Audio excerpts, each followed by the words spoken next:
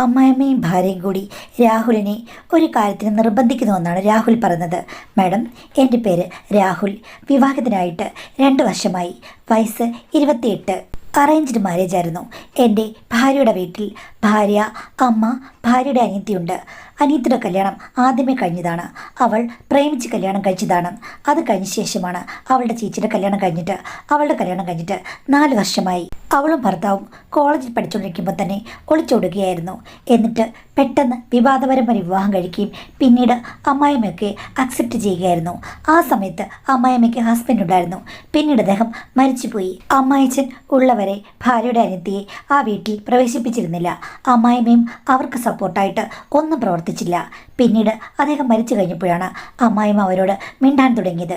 ഇളയ മകളല്ലേ, അതുകൊണ്ട് അവർക്ക് കൂടുതൽ കൺസിഡറേഷൻ ഉണ്ട്. അവർക്ക് കുട്ടികളായിട്ടില്ല. എൻ്റെ ഭാര്യ 3-ാം മാസത്തിൽ തന്നെ ഗർഭിണിയായി. അമ്മായിയമ്മയ്ക്കും അനിയത്തിക്കും അനിയത്തിയുടെ ഭർത്താവിനും ഒക്കെ സന്തോഷമായി. എൻ്റെ വീട്ടുകാർക്കും സന്തോഷവും സമാധാനവുമുള്ള ജീവിതം എന്ന് പറയാം. ഇങ്ങനെ ഇരിക്കുമ്പോൾ എൻ്റെ ഭാര്യ ഗർഭിണിയായെന്ന് പറഞ്ഞല്ലോ. 6 മാസമായപ്പോഴേക്കും അവളെ അവളുടെ വീട്ടിലേക്ക് വിളിച്ചുകൊണ്ട് പോയി.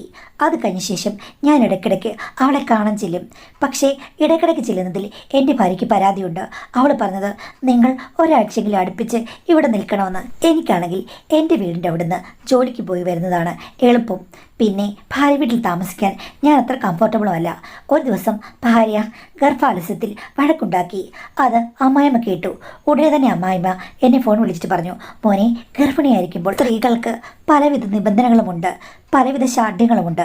അതൊക്കെ നീ നിറവേറ്റി കൊടുക്കണമെന്ന്. ഞാൻ പറഞ്ഞു, ശരിയമ്മേ, ഒരാഴ്ച വന്ന് ഞാനിവിടെ താമസിക്കാമെന്ന്.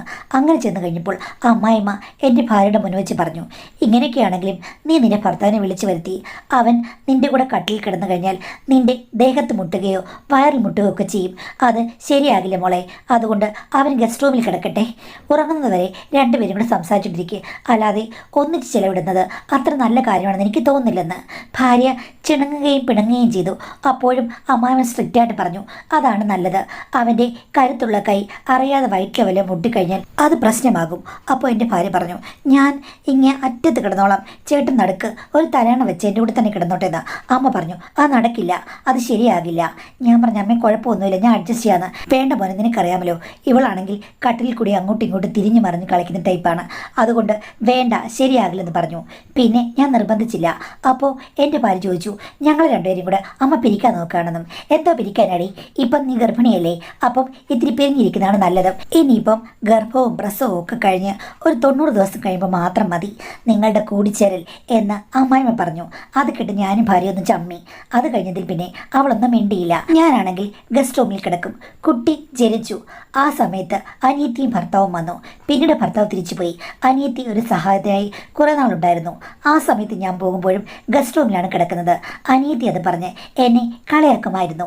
എങ്കിലും ഞാനതൊക്കെ തമാശയായിട്ട് മാത്രമേ എടുത്തിട്ടുള്ളൂ. ഒരു ദിവസം, അതായത് കുട്ടിക്ക് 2 മാസമുള്ളപ്പോഴാണ്, അന്ന് ഞാനും അമ്മായിമ്മയും എൻ്റെ ഭാര്യയും മാത്രമേ ഉള്ളൂ വീട്ടിൽ. അനിയത്തി അന്ന് അവളുടെ വീട്ടിൽ പോയിരിക്കുകയാണ്. അന്ന് രാത്രി ഞാൻ കിടക്കാൻ നേരത്ത് അമ്മായിമ്മ എൻ്റെ അടുത്ത് വന്നിരുന്നു. മോനെ, എനിക്ക് ചില കാര്യങ്ങൾ സംസാരിക്കാനുണ്ടെന്ന് പറഞ്ഞു.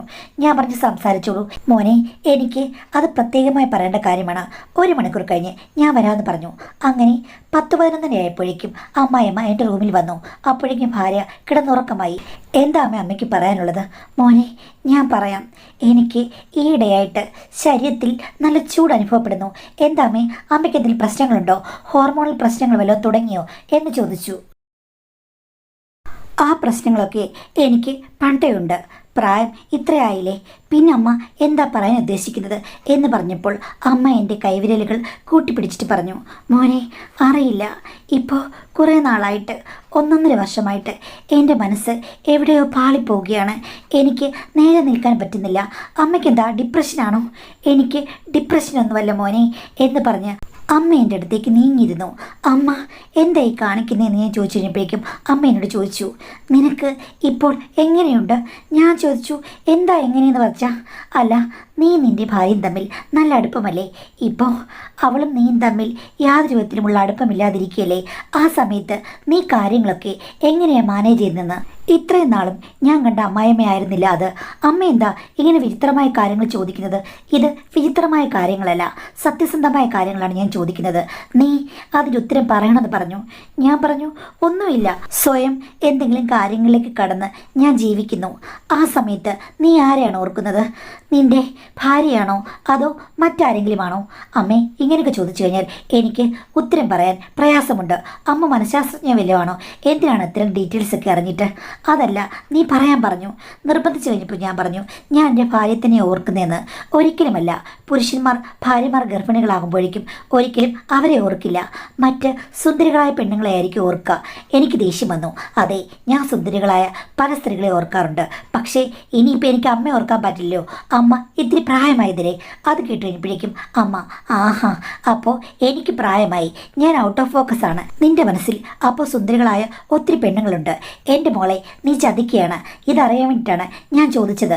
ഞാൻ പറഞ്ഞു സുന്ദരികളായ പെണ്ണുങ്ങളെന്ന് പറഞ്ഞാൽ ഇപ്പോൾ വല്ല ഹോളിവുഡ് സുന്ദരികളെ വേണമെങ്കിലും എനിക്ക് മോഹിക്കാമല്ലോ, അല്ലാതെ എൻ്റെ കൂടെ ജോലി ചെയ്യുന്നവരോ അല്ലെങ്കിൽ അടുത്തുള്ളവരെയോ ഒന്നുമല്ല. അങ്ങനെ പറയാൻ പറ്റില്ല. നിന്റെ സ്വഭാവം കണ്ടു കഴിഞ്ഞാൽ നീ ഇത്തിരി ഇളക്കക്കാരനാണെന്ന് എനിക്ക് തോന്നിയിട്ടുണ്ട്. വിവാഹത്തിന് മുമ്പ് നിനക്ക് നല്ല അനുഭവങ്ങൾ ഉണ്ടായിട്ടുണ്ടെന്ന് ചോദിച്ചു. ഞാൻ പറഞ്ഞു എനിക്കൊരു അനുഭവം ഉണ്ടായിട്ടില്ല. പറഞ്ഞാൽ വിശ്വസിക്കാൻ പാടാണ്. ഞാൻ ഒന്ന് പരിശോധിച്ച് നോക്കട്ടെ എന്ന് പറഞ്ഞു. അമ്മയ്ക്ക് തലയ്ക്ക് എന്തെങ്കിലും പ്രശ്നമുണ്ടോ? അമ്മ അടങ്ങിയിരിക്കാൻ പറഞ്ഞു. ഞാൻ അടങ്ങില്ലടാ. കാര്യം അടങ്ങാൻ വേണ്ടി വന്നവളല്ല ഞാൻ. എനിക്ക് ആഗ്രഹം തോന്നുന്ന സമയത്ത് എൻ്റെ ചൂട് എനിക്ക് ശമിപ്പിക്കണമെന്ന് പറഞ്ഞു. അമ്മേ, ഇതൊട്ടും ശരിയല്ല. ഞാൻ അപ്പുറത്തെ മുറിയിൽ പോയി മോളോട് എല്ലാ കാര്യങ്ങളും പറയുമെന്ന്. അത് കേട്ട് കഴിഞ്ഞപ്പോൾ അമ്മ പൊട്ടിച്ചിരിച്ചു. എൻ്റെ മോളോട് പറഞ്ഞാൽ ഒന്നുമില്ല. എൻ്റെ മോൾക്ക് അറിയാം ഇടയ്ക്കിടയ്ക്ക് അമ്മയ്ക്ക് ദേഹമാസകലം ഒരു ഉഷ്ണച്ചൂട് ഇറങ്ങുമെന്ന്. അത് തണുപ്പിക്കാൻ വേണ്ടി അമ്മ എങ്ങനെയാണെന്നും എൻ്റെ മോൾക്ക് നന്നായി അറിയാം. നീ അവിടെ അടുത്തേക്ക് ചെന്ന് കഴിഞ്ഞാൽ അവൾ നിന്നെ ഇങ്ങോട്ട് തന്നെ തിരിച്ചുവിടുമെന്ന് പറഞ്ഞു. ഞാൻ പെട്ടെന്ന് കൈ തട്ടി മാറ്റി എഴുന്നേറ്റ് എൻ്റെ ഭാര്യയുടെ അടുത്ത് പോയി. എന്നിട്ട് അവളോട് കാര്യങ്ങൾ പറഞ്ഞു. അവളപ്പോൾ എന്നോട് പറഞ്ഞു, പുറമേ കാണുന്ന പോലെയല്ല അമ്മയ്ക്ക് മാനസികമായ ചില പ്രശ്നങ്ങളുണ്ട്. അത് മാനസികമെന്ന് പറയാൻ പറ്റില്ല. എന്തൊക്കെയോ ഉഷ്ണച്ചൂടുകളും ആവശ്യങ്ങളുമാണ്. അതിനുവേണ്ടി അമ്മ ഏതറ്റം വരെങ്കിലും പോകും. ഇപ്പോൾ ചേട്ടൻ ഇതിനെ സമ്മതിച്ചില്ലെങ്കിൽ അമ്മ രാത്രിയിൽ തന്നെ ഇറങ്ങിപ്പോകും. അങ്ങനെ 2-3 വട്ടം വന്നിട്ടുണ്ട്. ഞങ്ങൾ ഡോക്ടറെ കാണിച്ചതാണ്. അമിതമായ മോഹവും ദാഹവും ഒക്കെയാണ് ആ സമയത്ത്. ഇപ്പോൾ അമ്മ വന്നപ്പോൾ അത് എല്ലാം ഒന്ന് ശരിയാക്കാൻ വേണ്ടിയിട്ട് തൽക്കാലം ചേട്ടൻ കണ്ണടച്ചു കൊടുക്കുന്നതായിരിക്കും നല്ലത്. എനിക്കും എൻ്റെ അനിയത്തിക്കും പണ്ടേ ഇത് അറിയാം. ഞാൻ പറഞ്ഞു ഇത്ര വിചിത്രമായ കാര്യങ്ങൾ സഹിക്കാൻ എനിക്ക് പറ്റുകയില്ല. നിങ്ങളുടെ അച്ഛനുണ്ടായിരുന്നപ്പോൾ ഇവരെങ്ങനെയായിരുന്നു? അച്ഛനുണ്ടായിരുന്നപ്പോൾ കുഴപ്പമൊന്നുമില്ല. അച്ഛൻ മരിച്ചു പോയ ശേഷമാണ് അമ്മയ്ക്ക് ഇത്തരം മാറ്റങ്ങൾ ഉണ്ടായത്. അച്ഛനോട് നല്ല രീതിയിൽ സ്നേഹം പ്രകടിപ്പിച്ച് ജീവിച്ച ആളാണ് അമ്മ. അച്ഛൻ തന്നെ ചിലപ്പോൾ കളിയാക്കുന്ന കണ്ടിട്ടുണ്ട്, നീ ഈ പ്രായത്തിലും ഓവർ റൊമാൻറ്റിക് ആണെന്ന്. അച്ഛൻ മരിച്ചു പോയ ശേഷം 6-7 മാസം പ്രശ്നമൊന്നുമില്ലായിരുന്നു. അത് കഴിഞ്ഞപ്പോൾ ഒരു ദിവസം ഒരു രാത്രി ഇതേപോലെ തന്നെ ഇളകി. അപ്പോൾ അമ്മ ഞങ്ങളോട് പറയുകയാണ്, എനിക്ക് ഇപ്പം തന്നെ പലതും നടക്കണം, നിങ്ങൾക്ക് അറിയാവുന്ന ആരെങ്കിലും ഉണ്ടെങ്കിൽ വിളിച്ചു വരുത്തുമെന്ന്. അമ്മയ്ക്ക് എന്ത് പറ്റിയെന്ന് പറഞ്ഞ് ഞങ്ങൾ രണ്ടുപേരോട് കുലുക്കി വിളിച്ചതാണ്. പക്ഷേ അമ്മയ്ക്കൊരു കൂസലുമുണ്ടായിരുന്നില്ല. അമ്മയ്ക്ക് ആ നിമിഷം തന്നെ എന്തെങ്കിലും നടക്കണം എന്നുള്ളതായിരുന്നു ആദ്യത്തെ ആവശ്യം. വാശി കൂടി കഴിഞ്ഞപ്പോഴേക്കും അമ്മയ്ക്ക് ഒരു പ്രത്യേക സ്വഭാവമാണെന്ന് ഞങ്ങൾക്ക് മനസ്സിലായി. അച്ഛനോട് ഇങ്ങനെ പ്രശ്നങ്ങൾ ഉണ്ടാക്കിയെന്ന് അച്ഛൻ പറഞ്ഞിട്ടുണ്ട്. പക്ഷേ ഇതിൻ്റെ പേരിലാണെന്ന് ഞങ്ങൾക്കറിയില്ലായിരുന്നു. മാനസികമായി ചില പ്രശ്നങ്ങളുണ്ടെന്ന് ഞങ്ങൾക്ക് തോന്നിയിട്ടുണ്ട്. പക്ഷെ ഞങ്ങളോട് അത്ര കാര്യമായിട്ട് ഒന്നും ഉണ്ടായിട്ടില്ല. അങ്ങനെയായി കഴിഞ്ഞപ്പോഴേക്കും എൻ്റെ അനിയത്തിയുടെ ഭർത്താവ് പോലും ഇവിടെ ഇല്ല. അനിയത്തിയാണെങ്കിൽ വേണമെങ്കിൽ അതിനൊക്കെ റെഡിയായിരുന്നു. പക്ഷേ ആ സമയത്ത് ആരുമില്ലാത്തതുകൊണ്ട് അനിയത്തിയുടെ കോളേജിൽ പഠിച്ചൊരു ഫ്രണ്ടുണ്ട്, അവനെ വിളിച്ചു. അവനൊരു തൽപര കക്ഷിയായിരുന്നു. അങ്ങനെ അവൻ വന്നാണ് അമ്മയ്ക്ക് വേണ്ടി കുറച്ച് സമയം ചെലവഴിച്ചത്. 1-2 ദിവസത്തെ പ്രശ്നമുള്ളൂ. അത് കഴിയുമ്പോഴേക്കും അമ്മ നോർമലാകും. പിന്നെ ഈ ഒരു കാര്യം ഇളകണമെങ്കിൽ കുറേ നാളെടുക്കും, 8 മാസം. പിന്നെ നമ്മളുടെ കല്യാണം കഴിഞ്ഞ് പിന്നെ അധികം പ്രശ്നങ്ങളൊന്നും ഉണ്ടായിട്ടില്ല. ഒരു വട്ടം മാത്രം ഇങ്ങനെ ഉണ്ടായി. അപ്പോൾ അനിയത്തി ഇവിടെ ഉണ്ടായിരുന്നു. അവളെന്നെ വിളിച്ച് പറഞ്ഞിരുന്നു. പക്ഷേ അന്നേരം അനിയത്തിയുടെ ഭർത്താവ് ഇവിടെ ഉണ്ടായിരുന്നു. അതുകൊണ്ട് അവൾ മനോഹരമായി ഇത് മാനേജ് ചെയ്തു. അവനാണെങ്കിലും പ്രശ്നമൊന്നുമില്ലായിരുന്നു. നീ എന്തൊരു വിചിത്രമായ കഥ കഥകളാണ് പറയുന്നത്. ഈ ലോകത്ത് ഞാൻ ഇങ്ങനെ അസുഖത്തെക്കുറിച്ച് കേട്ടിട്ടേയില്ല. ഇതിനു വേണ്ടിയിട്ട് മാത്രം ഇടയ്ക്കിടയ്ക്ക് അസുഖമാകോ, അതെന്ത് അസുഖം എന്ന് ചോദിച്ചു. അതൊന്നും എനിക്കറിയില്ല. അങ്ങനെയുണ്ട്. ഞങ്ങൾ മനഃശാസ്ത്രത്തിനെ കാണിക്കാൻ വിളിച്ചിട്ട് അമ്മയോട്ട് വരുന്നതുമില്ല. അച്ഛൻ നേരത്തെ അമ്മയ്ക്ക് ചില പ്രശ്നങ്ങളുണ്ടെന്ന് ഞങ്ങളോട് പറഞ്ഞിരുന്നു. മരുന്നും കഴിക്കുന്നുണ്ടായിരുന്നു. അത് പക്ഷേ ഇതേപോലെ അനിയന്ത്രിതമായ എന്തെങ്കിലും കാര്യങ്ങൾക്കായിരുന്നു എന്ന് പോലും ഞങ്ങൾക്കറിയില്ല. എന്തായാലും ഇപ്പോൾ ഇത് ശമിപ്പിക്കാൻ ഒരേ ഒരു വഴിയേ ഉള്ളൂ. നിങ്ങൾ ഇവിടെ സഹായഹസ്തം നീട്ടണം. അല്ലെങ്കിൽ നിങ്ങൾ ആർക്കെങ്കിലും ഫോൺ ചെയ്യണം. അമ്മയ്ക്ക് ഇഷ്ടപ്പെടുന്ന ആളായിരിക്കണം. നീ പാദയാത്രയിൽ എന്ത് ബേക്കൂത്തായി പറഞ്ഞത്? ഞാൻ ഇവിടെ ആരെ കണ്ടുപിടിക്കാനാണ്? അതാണ് പറഞ്ഞത്. എങ്കിൽ പിന്നെ നിങ്ങളുണ്ടല്ലോ ഇവിടെ, അത് മതി. എടി, നീ സീരിയസ് ആയിട്ടാണ് പറഞ്ഞത്? അപ്പോൾ ഭാര്യ എൻ്റെ കൈ പിടിച്ചിട്ട് പറഞ്ഞു, ചേട്ടാ വളരെ സീരിയസ് ആണ്. അമ്മയ്ക്ക് അങ്ങനൊരവസ്ഥയുണ്ട്. അമ്മ ആ സമയത്ത് നാഗവല്ലിയെ പോലെയാണ്. അമ്മയ്ക്ക് അമ്മയുടെ കാര്യങ്ങൾ നടക്കണം. ഇല്ലെങ്കിൽ അമ്മയുടെ വലിയ ബഹളമായിരിക്കും. നാട്ടുകാരും വീട്ടുകാരും ഒക്കെ അറിയും. നീ ശരിക്കും ഇത് സീരിയസ് ആയിട്ട് പറയുന്നതാണോ? അപ്പോഴേക്കും ഭാര്യ കരഞ്ഞുകൊണ്ട് പറഞ്ഞു, സീരിയസ് ആണ് ചേട്ടാ, പ്ലീസ്. എനിക്കതിൽ ഒരു കുഴപ്പമില്ല.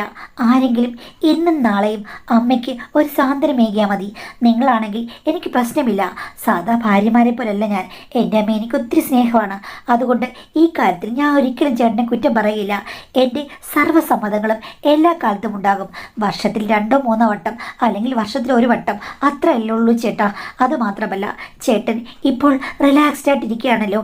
എന്നോടുള്ള ചേട്ടൻ്റെ സ്നേഹപ്രകടനങ്ങളിൽ നിന്ന് എനിക്കറിയാം ചേട്ടൻ എത്രയും ഊർജ്ജം ആവാഹിക്കുന്ന ആളാണെന്ന്. അങ്ങനെയുള്ള ചേട്ടൻ ഇപ്പോൾ ഇനാക്റ്റീവ് ആയിരിക്കുകയാണ്. ആ സമയത്ത് ചേട്ടന് ഇത്തരം പ്രവർത്തനങ്ങളിൽ ഒന്നേർപ്പെട്ട് ഒരു സഹായഹസ്തം നീട്ടിക്കൂടെ എന്ന് പറഞ്ഞ് ഭാര്യ കുസൃതി കാണിക്കാൻ തുടങ്ങി. ഞാൻ പറഞ്ഞ അടങ്ങിയിരിക്കാൻ എനിക്ക് മൂടില്ലെന്ന്. അപ്പോൾ ഭാര്യ പറഞ്ഞു, ദേ, മൂടില്ലെന്ന് ആര് പറഞ്ഞു? ഒരു ടച്ച് കൊണ്ട് തന്നെ എല്ലാ മൂടും വന്നു. നിങ്ങൾക്ക് പറ്റും. പ്ലീസ്, ഇത് നമ്മളുടെ ഒരു അണ്ടർസ്റ്റാൻഡിങ്ങിൻ്റെ ഭാഗമായിട്ട് മാത്രം കരുതിയാൽ മതി. ഇന്ന് അല്ലെങ്കിൽ നാളെ, ചിലപ്പോൾ ഒരു ദിവസമേ കാണുള്ളൂ. എന്നും ഉള്ളതൊന്നും അല്ലല്ലോ ചേട്ടാ. അഡ്ജസ്റ്റ് ചെയ്യൂ പ്ലീസ്. എൻ്റെ അമ്മയല്ലേ, എൻ്റെ അമ്മയെ സഹായിക്കേണ്ടത് നിങ്ങളുടെ കടമയല്ലേ? നീ ഇതൊന്നും എന്താ എന്നോട് നേരത്തെ പറയുന്നത്? അതൊക്കെ എൻ്റെ അനിയത്തിയാണ് മാനേജ് ചെയ്യുന്നത്. ഇപ്പം അവൾ ഇവിടെ ഇല്ല, അവളുടെ ഭർത്താവ് ഇവിടെ ഇല്ല. പിന്നെ എങ്ങനെയാണ്? തൽക്കാലം നിങ്ങൾ ഓക്കെ, അല്ലെങ്കിൽ നിങ്ങളുടെ ഫ്രണ്ട്സിനെ ആരെങ്കിലും വിളിക്കുക. ഇവിടെ ഇപ്പോൾ ആർക്കതിനൊക്കെ പഞ്ഞും. ഇങ്ങനെ ഒരു കാര്യം കേട്ട് കഴിഞ്ഞാൽ ഓടി ആളുകൾ വരുമല്ലോ എന്ന് പറഞ്ഞു. അവളുടെ വർത്തമാനമൊക്കെ കേട്ട് ഞാനും അത്ഭുതപ്പെട്ടു പോയി. ഇതിപ്പോൾ മകൾക്കാണോ വട്ട്, അതോ അമ്മായിമ്മയ്ക്കാണോ വട്ട്? ഒന്നും തിരിച്ചറിയാത്ത അവസ്ഥയാണ്. വല്ലാത്തൊരു ഏടാകൂട്ടത്തിലാണല്ലോ ഞാൻ പെട്ടിരിക്കുന്നത്. അപ്പോഴുണ്ട് അമ്മായിമ്മ എന്നെ തുറച്ചു നോക്കിക്കൊണ്ട് ബെഡ്റൂമിൻ്റെ വാതിൽക്കൽ നിൽക്കുന്നു. അപ്പോൾ എൻ്റെ ഭാര്യ പറഞ്ഞു, എൻ്റെ പൊന്നു ചേട്ടാ, ഭാര്യ എനിക്ക് പ്രശ്നമില്ല. ചേട്ടൻ ഇന്നത്തെ ദിവസം എങ്ങനെയില്ല അഡ്ജസ്റ്റ് ചെയ്യണം. ചേട്ടൻ ഭയങ്കരമായ എന്തെങ്കിലും പ്രവർത്തികളിലേക്ക് കടക്കണമെന്ന് ഞാൻ പറയുന്നില്ല. ജസ്റ്റ് സമ്മതമാണെന്നുള്ള രീതിയിൽ അങ്ങ് നിന്നാൽ മതി. വേറെ കുഴപ്പങ്ങളൊന്നുമില്ല. ഞാനല്ലേ പറയുന്നത്, പ്ലീസ് എന്ന് ഭാര്യ പറഞ്ഞപ്പോൾ എനിക്ക് എന്ത് ചെയ്യണമെന്നറിയില്ല. ഭാര്യ എന്നെ കണ്ണു കാണിച്ചു. ഞാൻ പതുക്കെ അമ്മയോട് ഓക്കെ എന്ന് പറഞ്ഞ് അങ്ങോട്ട് വരാമെന്ന് പറഞ്ഞു. അമ്മ തിരിച്ചു പോയി അമ്മയുടെ മുറിയിലിരുന്നു. ഞാൻ അമ്മയുടെ മുറിയിലേക്ക് ചെന്നു. നിനക്ക് നിൻ്റെ ഭാര്യയോട് ചോദിക്കാൻ ഇത്ര താമസമോ? ഞാൻ പറഞ്ഞു, ഇതിൻ്റെയൊക്കെ നാൾവഴികൾ എനിക്കൊന്ന് മനസ്സിലാക്കണ്ടേ. കണ്ടിട്ട് അമ്മയ്ക്ക് മാനസികമായ പ്രശ്നമുണ്ടെന്ന് തോന്നുന്നില്ലെന്ന്. അപ്പോൾ അമ്മ എന്നോട് പറഞ്ഞു, മാനസികമാണോ ശാരീരികമാണോ എന്നൊന്നും എനിക്കറിയില്ല. ചില സമയത്ത് എനിക്കിങ്ങനെയാണ്, ഒരു ഉച്ചസ്ഥായി അങ്ങ് തോന്നും. ആ സമയത്ത് പറയാൻ പറ്റില്ല. ഒരു പക്ഷേ എൻ്റെ ഉള്ളിൽ കുഴിച്ചിട്ട മോഹങ്ങളായിരിക്കാം. അമ്മ, എന്നാലും മോഹങ്ങൾക്കൊരു വിവേചനം വേണ്ടേ? അപ്പം അമ്മ എന്നോട് പറഞ്ഞു, ഇതിനേക്കാൾ വലിയ ഡോക്ടർമാരെ ഉപദേശിച്ചിട്ട് ഞാൻ നന്നായില്ല, മരുന്ന് തന്നിട്ട് ഞാൻ നന്നായില്ല. അപ്പോഴാണോ നീ ഇത് അനുസരിക്കാമെന്ന് പറഞ്ഞല്ലേ എൻ്റെ കൂടെ വന്നത്? അതുകൊണ്ട് വായ് പൊത്തി മിണ്ടാതിരുന്നു. അമ്മേ, എന്നാലും അമ്മ, അത് സാരമില്ല. എല്ലാ പുരുഷന്മാരും ആദ്യം ഒന്നും വയ്യായി എന്ന് പറയും. സ്ത്രീ ശരിക്കും രംഗത്തിറങ്ങി കഴിയുമ്പോഴേക്കും അവർ സടകുടഞ്ഞെഴുന്നേക്കും. അതുതന്നെയാണ് നിൻ്റെ കാര്യത്തിൽ സംഭവിക്കാൻ പോകുന്നതെന്ന് പറഞ്ഞു. പിന്നെ എനിക്കൊന്നും പറയാനില്ലായിരുന്നു. ഞാൻ കണ്ണടച്ച് തന്നെയാണ് നിന്നത്. കണ്ണടച്ച് നിന്ന് എന്നെ ഒരു തപസ്സിൽ നിന്ന് ഉണർത്തുന്ന പോലെയായിരുന്നു അമ്മായിമ്മയുടെ പെരുമാറ്റം. കണ്ണു തുറക്കണം സ്വാമി, കയ്യെ പിടിക്കണം സ്വാമി എന്ന് പറഞ്ഞാലും എനിക്ക് അവിടെ കണ്ണു തുറക്കാൻ സാധ്യമല്ലായിരുന്നു. പക്ഷേ മൃദുലവും മനോഹരവുമായ ഒരു കുഴൽവിളി കേട്ടാൽ ആരാണ് കണ്ണു തുറക്കാത്തത്? അപ്പോൾ ഞാനും കണ്ണു തുറന്നു പോയി. ആവേശത്തോടു കൂടിയുള്ള വാദ്യമേളങ്ങൾ കണ്ട് ഞാൻ അമ്പരന്നു പോയി. എൻ്റെ ഭാര്യയ്ക്ക് ഒന്നും വശമില്ല. അമ്മായിമ്മയാണെങ്കിൽ ഇവിടത്തെ അവരുടെ ആഹ്ലാദാരവങ്ങൾ കൊട്ടിയിടുന്നു. അമ്മായിമ്മ പറഞ്ഞതാണ് പരമാർത്ഥമായ സത്യം. ഏതൊരു പുരുഷനും ആദ്യം കുറേ നേരമൊക്കെ വേണ്ട വയ്യ എന്ന് പറയും. പക്ഷേ അവനെ തടുക്കാൻ ആർക്കും പറ്റില്ല. പ്രത്യേകിച്ച് സ്ത്രീകൾ നൃത്തം ചെയ്തു കഴിഞ്ഞാൽ പിന്നെ ഏത് വിശ്വാമിത്രനും കണ്ണു തുറക്കും, പറഞ്ഞിട്ട് കാര്യമില്ല എന്ന് എനിക്ക് മനസ്സിലായി. അതോടുകൂടി എനിക്ക് പിന്നെ അവിടെ ഒന്നും പറയാൻ വയ്യാതായി. കാര്യം ഇഷ്ടമില്ലെങ്കിൽ അവിടെ ഒരു ഉണർവുണ്ടാകേണ്ടതല്ലോ. അപ്പോൾ ഉണർവുകളെല്ലാം ഉണ്ടായി മികച്ചു നിൽക്കുമ്പോൾ അമ്മായിയമ്മ എൻ്റെ മുഖത്ത് നോക്കി കളിയാക്കി ചിരിച്ചു. എന്തെല്ലാമായിരുന്നു അവൻ്റെ പറച്ചിൽ? ഒന്നും പറ്റില്ല, വയ്യ, അങ്ങനെയാണ് ഇങ്ങനെയാണെന്ന്. ദേ നിനക്കൊരു കുഴപ്പമില്ലല്ലോ എന്ന് പറഞ്ഞ് കളിയാടി കഥ പാടാൻ അവരെന്നെ ക്ഷണിച്ചു. ആ സമയത്ത് ഞാൻ എന്ത് ചെയ്യാനാണ്? ഒന്നും വയ്യായെങ്കിൽ കൂടി അവർക്ക് ഞാൻ ഏതോ രീതിയിൽ ചുറ്റിത്തിരിയാനുള്ള ഒരു പമ്പരമായി മാറുകയായിരുന്നു. പമ്പരത്തിൽപ്പെട്ട് കറങ്ങിക്കഴിഞ്ഞാൽ പിന്നെ എന്ത് ചെയ്യാനാണ്? പമ്പരത്തിൻ്റെ താളം നിലയ്ക്കും വരെ അത് കറങ്ങിക്കൊണ്ടേയിരിക്കും. ഇതിനിടയ്ക്ക് അമ്മായിമ്മ എന്നോട് ചോദിച്ചു, മോനെ നീ നിലയ്ക്കാത്ത പമ്പരമാണോ എന്ന്. എനിക്ക് ഒന്നും പറയാനില്ലായിരുന്നു. കാര്യം ഞാൻ എവിടെ തുടങ്ങും എവിടെ അവസാനിപ്പിക്കുമെന്ന് എനിക്ക് പോലും അറിയാത്ത ഒരു രീതിയിലാണ് കാര്യങ്ങൾ മുന്നോട്ട് പോയിക്കൊണ്ടിരുന്നത്. എവിടെ വെച്ചോ എല്ലാറ്റിനും അവസാനമുണ്ടായി. അമ്മായിമ്മ എന്നോട് പറഞ്ഞു, എനിക്ക് നിന്നോട് ഒത്തിരി നന്ദിയുണ്ട്. എൻ്റെ ചില അവസ്ഥകളിൽ നീയും എനിക്ക് കൂട്ടായി. കാര്യം ഇങ്ങനെയുള്ളപ്പോൾ എൻ്റെ മനസ്സിന് ഒരു നിയന്ത്രണവുമില്ല. ആ സമയത്ത് എനിക്ക് ഉള്ളൊഴുക്കുകളിൽ കൂടി കടന്നു പോകണം. എങ്കിൽ മാത്രമേ കാര്യങ്ങൾ റെഡിയാകൂ. ഇത് മനസ്സിൻ്റെ പ്രശ്നമാണോ, ഭ്രാന്താണോ, അല്ലെങ്കിൽ നീ പറഞ്ഞ പോലെ മറ്റു ഭ്രാന്തുകളാണോ എന്നൊന്നും എനിക്കറിയില്ല. പക്ഷേ എനിക്ക് ഈ അവസ്ഥ ഒത്തിരി ഇഷ്ടമാണ്. അമ്മ ഞാനൊന്ന് ചോദിച്ചോട്ടെ, ഇപ്പം ഞാനും അനിയനും ഒന്നും ഇവിടില്ല. ആ സമയത്ത് ഇങ്ങനെ അവസ്ഥ ഉണ്ടായിക്കഴിഞ്ഞാൽ അമ്മ എന്ത് ചെയ്യും? ഞാൻ ഒന്നും ചിന്തിക്കില്ല. രാത്രിയിൽ നടന്ന് ഞാൻ ബസ് സ്റ്റാൻഡിലേക്ക് പോകും എന്ന് അമ്മ പറഞ്ഞു. അത് കേട്ട് ഞാൻ ഞെട്ടി. അമ്മേ അത് റിസ്ക് അല്ലേ? അമ്മ എന്നോട് പറഞ്ഞു, റിസ്ക് ആണെങ്കിലും ആ സമയത്ത് ഞാൻ പോകും. അമ്മ അങ്ങനെ പോയിട്ടുണ്ട് ബസ് സ്റ്റാൻഡിലേക്ക്? പോയിട്ടില്ല. അതുകൊണ്ടല്ലേ എൻ്റെ പെൺമക്കളോട് എൻ്റെ അവസ്ഥ ഞാൻ തുറന്നു പറഞ്ഞത്. അച്ഛനുണ്ടായിരുന്നപ്പോൾ ഇങ്ങനെ ഉണ്ടായിരുന്നോ? അച്ഛനുണ്ടായിരുന്നപ്പോൾ ഇങ്ങനെ ഉണ്ടായിരുന്നു. പക്ഷെ അന്നേരം അങ്ങനെ ഞാൻ വിളിച്ചു വരുത്തും. അങ്ങനെയാണ്. ഇത്തിരി പ്രായമായപ്പോഴും എന്താണ് നീ എനിക്ക് പ്രായമാണെന്ന് പറഞ്ഞത്? പ്രായമാണെങ്കിൽ എനിക്ക് അങ്ങനെ തന്നെയായിരുന്നു. ഇടയ്ക്കിടയ്ക്ക് ഇങ്ങനെ തന്നെയാണ്. ഇനി നാളെയോ അമ്മയ്ക്ക് ഇങ്ങനൊരു വെളിപാടുണ്ടാകുമെന്ന് ചോദിച്ചപ്പോൾ അമ്മയും പറഞ്ഞു, ചിലപ്പോൾ ഉണ്ടാകുമായിരിക്കും. ആ സമയത്ത് ഞാൻ അറിയിച്ചോളാം. ഇല്ലെങ്കിൽ ഞാൻ എവിടെയെങ്കിലും ഒരു കോണിക്കിരിക്കും. ആ സമയത്ത് സാധാരണ ഒരു അമ്മയെ പോലെ നീ എന്നെ കണ്ടാൽ മതി എന്ന് പറഞ്ഞു. അവരുടെ ഭാവമാറ്റം എന്നെ ഒത്തിരി അമ്പരപ്പിച്ചു. കാര്യം ഇവർക്ക് ഈ പറഞ്ഞതുപോലെ എന്തോ അപര വ്യക്തിത്വമുള്ള ഒരു സ്വഭാവമാണെന്ന് എനിക്ക് മനസ്സിലായി.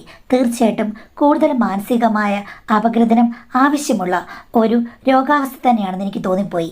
എന്തായാലും പറഞ്ഞിട്ട് കാര്യമില്ല. ഇനിയിപ്പോൾ അമ്മയെയും മോളെയൊന്നും എനിക്ക് തിരുത്താനും വയ്യ. പക്ഷേ ഇങ്ങനെയൊക്കെയാണെങ്കിലും പിന്നീട് 2-3 ആഴ്ച ഒരു പ്രശ്നം ഉണ്ടായിരുന്നില്ല. പിന്നെ അമ്മായിമ്മ സ്വാഭാവികമായിട്ട് എന്നോട് അടുക്കാൻ തുടങ്ങി. ആ സമയത്ത് റെസ്റ്റിലായിരുന്നു ഞാൻ. അതിനെ എതിർക്കാനും പോയില്ല. അതുമാത്രമല്ല, ഭാര്യയുടെ ആശീർവാദം ഉണ്ടല്ലോ. എൻ്റെ ഭാര്യയും എന്നോടൊന്നും പറഞ്ഞില്ല. പിന്നീട് ഞാനും ഭാര്യയും തമ്മിൽ നല്ല ടേംസിലായി കഴിഞ്ഞപ്പോഴും ഭാര്യ എന്നോട് പറഞ്ഞു, ഇനിയിപ്പോൾ ചേട്ടാ അമ്മയ്ക്ക് അങ്ങനെ ഒരു പൗർണമിയോ അമാവാസ്യ വരാൻ വേണ്ടി കാത്തു നിൽക്കേണ്ട കാര്യമില്ല. ഇടയ്ക്കിടയ്ക്ക് ചേട്ടനൊന്ന് സഹായിച്ചാൽ മതി, എല്ലാ കാര്യങ്ങളും ഓക്കെ ആയി പോകും എന്ന് പറഞ്ഞു. അങ്ങനെ എൻ്റെ ഭാര്യ തന്നെയാണ് എന്നെ നിർബന്ധിച്ചത്. അവിടെയും ഇവിടെയുമായി നടനമാടി മയിലാട്ടമാടി ഞാൻ നടന്നു എന്ന് വേണമെങ്കിൽ പറയാം. 1 മാസത്തിന് മുമ്പ് എൻ്റെ വൈഫ് എന്നെ വിളിച്ച് പറഞ്ഞു, അമ്മ അത്യാവശ്യമായി വിളിക്കുന്നുവെന്ന്. എനിക്കത് കേട്ടപ്പോഴേ തോന്നി ഏതെങ്കിലും കർക്കിടവാവോ വല്ലോ ആയി കാണുമെന്ന്. പക്ഷേ ഞാൻ ചെന്ന് കഴിഞ്ഞപ്പോഴേക്കും അനിയത്തി അവിടെ ഉണ്ട്. ഞാൻ ചോദിച്ചു, എന്താ അമ്മ പ്രശ്നമെന്ന്. അപ്പം അമ്മ പറഞ്ഞു, ഒരു പ്രശ്നമുണ്ട്. എൻ്റെ മോള് സ്വന്തം ഇഷ്ടപ്രകാരം ഇറങ്ങിപ്പോയവളാണ്. പക്ഷേ അവൾക്ക് ഇതുവരെയും ഒരു സൗഭാഗ്യമുണ്ടായിട്ടില്ല. അവനെക്കൊണ്ട് ഇനി അത് നടക്കുമെന്ന് തോന്നുന്നില്ല. ഇനിയിപ്പം മടിച്ചു നിൽക്കുന്നത് എന്തിനാണ്? നീ എൻ്റെ കൂടെ എപ്പോഴും നിൽക്കില്ലേ? അതുകൊണ്ട് എൻ്റെ പൊന്നു മോനെ, നീ ഇവൾക്ക് വേണ്ടി ഒരു സഹായം കൂടി ചെയ്യണം എന്ന് പറഞ്ഞു. ഞാനത് കേട്ട് ദേഷ്യത്തോടുകൂടി പൊട്ടിത്തെറിച്ചു. അപ്പോൾ അമ്മായിമ്മ ചിരിച്ചു, അനിയത്തിയും ചിരിച്ചു. ചേട്ടാ, എന്തായാലും ഒരിടത്തും രണ്ടിടത്തും ഒക്കെ ചേട്ടൻ ഓക്കെയാണ്. എങ്കിൽ പിന്നെ ഞാൻ എന്താ അനിയത്തിയല്ലേ? നിങ്ങളുടെ ഭാര്യയേക്കാൾ സൗന്ദര്യവതിയാണെന്നാണ് എല്ലാവരും പറഞ്ഞത്. എന്നാലും എൻ്റെ മോളെ ഇതിനെല്ലാം ബലിയാടാകാൻ എന്നെ കിട്ടിയുള്ളൂ. അപ്പം അമ്മായിമ്മ എന്നെ നുള്ളി. ഇവൻ വെറുതെ സെൻറ്റിമെൻറ്റ്സ് പറയുകയാണ്. ഞാൻ ആദ്യം പറഞ്ഞപ്പോഴും ഇവൻ പറഞ്ഞു, അമ്മ ഇങ്ങനെയൊന്നും പറയാൻ പാടില്ല, അങ്ങനെയല്ല ഇങ്ങനെയല്ല എന്ന് പറഞ്ഞിട്ട് ഇവൻ പുരാണ നാടകത്തിലെ പോലെ ഒരു പ്രഭാഷണം നടത്തിയാണ്. പക്ഷേ അടുത്ത് ചെന്നപ്പോൾ എൻ്റെ പൊന്നുമോളെ ഒറ്റയടിക്ക് തന്നെ അവന് ഒരു പ്രശ്നമുണ്ടെന്ന് എനിക്ക് മനസ്സിലായി. ഇവൻ്റെ ഉള്ളിൽ ശരിക്കും പറഞ്ഞാൽ നമ്മളെക്കാൾ മത്ത് പിടിച്ച് ഒരാൾ മയങ്ങുന്നുണ്ട്. അത് മയക്കമല്ല എന്ന് ഇവൻ പറയുകയാണ്. അപ്പോൾ നമ്മളെന്ത് ചെയ്യണം? ഉണർത്തണം. ഉണർത്തിക്കഴിഞ്ഞ് കഴിഞ്ഞാൽ ഇവൻ ഉറങ്ങിത്തുള്ളും. അങ്ങനെയാണ് എന്ന് പറഞ്ഞു. എനിക്ക് പിന്നെ ഒന്നും പറയാൻ പറ്റില്ല. പറഞ്ഞെന്ന് പറഞ്ഞാലും അവർ രണ്ടുപേരും കൂടെ ചിരിക്കുകയാണ്. അവർക്ക് രണ്ടുപേർക്കും ഇതൊക്കെ ഒരു ജോലിയാണ്. ഞാൻ മാത്രം എന്തിനാണ് ഇത്രയും ഗൗരവമായി ഇതിനെക്കുറിച്ച് ചിന്തിക്കുന്നതെന്ന് മനസ്സിലായില്ല. ഭാര്യ അതിനിടയ്ക്ക് എന്നെ വിളിച്ചിട്ട് പറഞ്ഞു, ചേട്ടാ എല്ലാം ഞാൻ അറിഞ്ഞുകൊണ്ടാണ്. നമുക്ക് ഈ പഴയ കുടുംബസങ്കല്പം വേണ്ട, നമുക്ക് നല്ല ജോളിയായിട്ട് പോകാം. എടി ശരിക്കും ഇവിടെ എന്താ നടക്കുന്നത് ചോദിച്ചു കഴിഞ്ഞപ്പോഴേക്കും ഭാര്യ പറഞ്ഞു, ഒന്നും നടക്കുന്നില്ല, ഇഷ്ടങ്ങൾ നടക്കുന്നു, അത്രേ ഉള്ളൂ, നമുക്ക് ഇഷ്ടങ്ങളിൽ ജീവിക്കാം എന്ന് ഭാര്യ പറഞ്ഞു. അവൾ പറഞ്ഞു കഴിഞ്ഞപ്പോൾ പിന്നെ എനിക്ക് ഒന്നും പറയാനില്ല. കാര്യം ഇടവും വലവും രണ്ട് പേരിക്കുകയല്ലേ. അവർ നിർബന്ധിച്ചു കഴിഞ്ഞാൽ ഏതൊരാണും ആ ചുഴിയിൽ പെട്ടുപോകില്ലേ. അവിടെയും എനിക്ക് എൻ്റെ കർത്തവ്യബോധം ഉണർന്നു കഴിഞ്ഞപ്പോഴേക്കും അതിലേക്ക് നയിക്കുന്ന രണ്ട് സ്ത്രീകൾ ഉള്ളതുകൊണ്ട് അവയിലേക്ക് കടന്നു ചെല്ലേണ്ടി വന്നു. അവിടെയും എനിക്ക് ഒരു പ്രയാസമൊന്നും ഉണ്ടായില്ല. എല്ലാ കാര്യങ്ങളും പുഴ പോലെ ഒഴുകിക്കൊണ്ടിരിക്കുന്നു. പക്ഷേ മാഡം, എനിക്കൊരു സംശയമുണ്ട്. ഞാൻ ഒരു വ്യത്യസ്തനായ മനുഷ്യനായിരുന്നു നേരത്തെ. എനിക്ക് സദാചാരവും ഒത്തിരി കാര്യങ്ങൾ, സമൂഹം അല്ലെങ്കിൽ ഫാമിലി ഇങ്ങനെയുള്ള കാര്യങ്ങളിലൊക്കെ സ്ട്രിക്റ്റ് മനസ്ഥിതിയുള്ള ആളായിരുന്നു. ഞാൻ എങ്ങനെയാണ് ഇങ്ങനെ മെൻറ്റാലിറ്റി ഉള്ള ഒരു ഫാമിലിയിൽ പോയി പെട്ടതെന്ന് എനിക്കറിയില്ല. ആദ്യത്തെ കുറക്കാലം എനിക്ക് യാതൊരു സംശയവും തോന്നിയിരുന്നില്ല. ഇപ്പോൾ പതുക്കെ എനിക്ക് മനസ്സിലാകുന്നു, ഇത് സ്വാതന്ത്ര്യത്തിൻ്റെ അങ്ങേയറ്റമാണ്. ഒരു രീതിയിലുള്ള കെട്ടുപാടുകളും അവരാരും ആഗ്രഹിക്കുന്നില്ല. പക്ഷേ സ്നേഹക്കുറവ് ഒട്ടില്ല താനും. മാഡം, ഈ കോംപ്ലിക്കേറ്റഡ് ആയിട്ടുള്ള ആൾക്കാരുടെ കൂടെ ഞാൻ ജീവിതം തുടരുന്നു. ഇതിൽ എന്തെങ്കിലും ദുരൂഹതകൾ ഒളിഞ്ഞു കിടപ്പുണ്ടോ? ഭാവിയിൽ ഇത് പ്രശ്നമാകുമോ എന്നാണ് ചോദിച്ചിരിക്കുന്നത്. അപ്പോൾ തീർച്ചയായിട്ടും നമുക്കിത് കേൾക്കുമ്പോൾ നമുക്ക് സംശയം തോന്നാം. ഇങ്ങനൊരു ഫാമിലി എല്ലാവരും എല്ലാറ്റിലും അഡ്ജസ്റ്റ് ചെയ്യുന്നു. ഒരു പക്ഷേ അമ്മയുടെ സ്വഭാവം അറിയാവുന്ന അച്ഛൻ പണ്ട് തൊട്ടേ ഈ കാര്യങ്ങളൊക്കെ കൂട്ടുന്നു കാണും. അത് പെൺമക്കളും കണ്ടു കാണും. അവർക്ക് അവരുടേതായിട്ടുള്ള സ്വാതന്ത്ര്യങ്ങളും ഒത്തിരി കാര്യങ്ങൾ നേരത്തെ ഉണ്ടായി കാണും. നിങ്ങൾക്കറിയില്ല, കഥകൾ ഒത്തിരി കാണും. പക്ഷേ അവർക്ക് സമൂഹത്തിന് മുന്നിൽ ജീവിക്കാൻ വേണ്ടിയിട്ട് സമൂഹത്തിൽ നടക്കുന്ന കാര്യങ്ങൾ അനുകരിച്ച് കുടുംബമൊക്കെ ഉണ്ടാക്കി ജീവിക്കുന്നു. പക്ഷേ അവരുടെ ഉള്ളിൻ്റെ ഉള്ളിൽ അവരാരും ഒരു കുടുംബത്തിൽ ഇങ്ങനെ നിൽക്കാൻ ആഗ്രഹിക്കുന്നവരല്ല. അവർക്ക് കുടുംബം വേണം, പക്ഷേ അത് ഈ പറഞ്ഞ പോലെ സ്വാതന്ത്ര്യമുള്ള ഒരു കുടുംബമായിരിക്കണം. നമ്മൾ വിളിക്കുന്ന അല്ലെങ്കിൽ കാണുന്ന സോ കോൾഡ് ഫാമിലി അവർക്ക് വേണ്ട. അപ്പോൾ സദാചാരത്തിൻ്റെ വലിയ മതിലുകളില്ലാത്തൊരു ഫാമിലിയാണ് അവർക്കിഷ്ടം. അവരുടെ ജീവിതം അങ്ങനെയായിരുന്നു. നിങ്ങളവിടെ ചെന്ന് പെട്ടെങ്കിൽ ഒന്നുകിൽ നിങ്ങൾ അതിൽ തുടർന്ന് പോകുക. അതിൽ പ്രശ്നങ്ങളുണ്ടോ എന്ന് ചോദിച്ചു കഴിഞ്ഞാൽ തീർച്ചയായിട്ടും പ്രശ്നങ്ങളുണ്ട്. കാര്യം ഇത്രയും ദുരൂഹമായ പേഴ്സണാലിറ്റിയുള്ള അമ്മയും മക്കളും നിങ്ങൾക്ക് ഭാവിയിൽ എന്തെങ്കിലും പ്രശ്നം ഉണ്ടാക്കുമെന്ന് ചോദിച്ചു കഴിഞ്ഞാൽ തീർച്ചയായിട്ടും ഉണ്ടാക്കാൻ സാധ്യതയുണ്ട്. അത് നിങ്ങൾ മാനേജ് ചെയ്യേണ്ടി വരും. മനഃശാസ്ത്രപരമായ പ്രശ്നങ്ങളുണ്ടെന്ന് അമ്മായിമ്മ സമ്മതിക്കുന്നു. അതിന് മരുന്നും വേണ്ട, ഡോക്ടറെയും കാണണ്ട എന്ന് പറഞ്ഞ് ഒരു വെല്ലുവിളി പോലെ നടക്കുന്ന ഒരാളാണ്. അവരെ ആർക്ക് ഭേദപ്പെടുത്താൻ പറ്റും, അല്ലെങ്കിൽ ആർക്ക് അവരുടെ ഉള്ള് കണ്ടറിയാൻ പറ്റും? അതുകൊണ്ട് തീർച്ചയായിട്ടും വിചിത്രവും ദുരൂഹവുമായ കാര്യങ്ങൾ നടക്കുന്നിടത്ത് ശ്രദ്ധിച്ച് നിൽക്കണമെന്ന് ഈ അവസരത്തിൽ പറയാൻ പറ്റുള്ളൂ. തീർച്ചയായിട്ടും ഇത് ഒരു ടെസ്റ്റാണ്, ഒരു ചുരുളിയാണ്. അതുകൊണ്ട് ശ്രദ്ധിക്കുക.